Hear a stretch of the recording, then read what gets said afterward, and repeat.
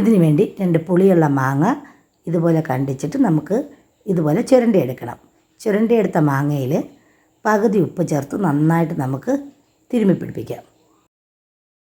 ഇനി ഒരു പാത്രത്തിൽ കുറച്ച് വെള്ളം എടുത്തിട്ട് ഒരു 10-14 വറ്റൽമുളക് നമുക്ക് അതിലോട്ട് കുതിർത്ത് വയ്ക്കാം.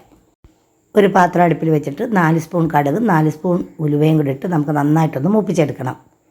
ഈ മൂപ്പിച്ചെടുത്ത ഉലുവയും കടുകും കൂടെ പൊടിച്ചെടുക്കണം.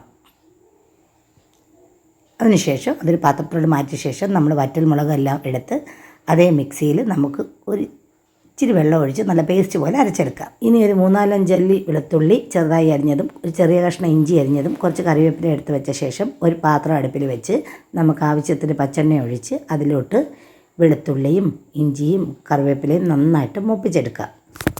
ഒരു 2-3 പച്ചമുളകും കൂടി ഇടുന്ന നല്ല ടേസ്റ്റാണ്. ഇനി അരച്ച് വെച്ചിരിക്കുന്ന മുളകിൻ്റെ അരപ്പ് ഇതിനകത്തോട്ട് ചേർത്ത് ഒന്ന് മിക്സ് ചെയ്ത ശേഷം 1/4 ടീസ്പൂൺ കായവും 1/2 ടീസ്പൂൺ ജീരകവും കൂടി ചേർത്തിട്ട് നമ്മൾ നേരത്തെ ഉലുവയുടെയും കടുകിൻ്റെയും അരച്ച് വെച്ചിരിക്കുന്ന പൊടിയും കൂടി ഇതിലോട്ട് ചേർത്ത് നന്നായിട്ടൊന്ന് മിക്സ് ചെയ്ത് മൂപ്പിച്ചെടുക്കാം.